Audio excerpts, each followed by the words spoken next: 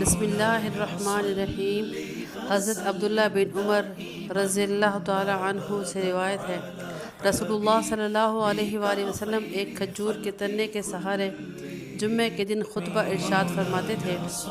ایک انصاری عورت یا مرد نے آپ صلی اللہ علیہ وآلہ وسلم سے اجازت طلب کی کہ یا رسول اللہ صلی اللہ علیہ وسلم، ہم آپ کے لیے ممبر نہ بنا لیں؟ آپ نے فرمایا، اگر تم چاہو تو ضرور بنا لو۔ چنانچہ صحابہ کرام رضوان اللہ علیہم اجمعین نے ممبر بنا لیا۔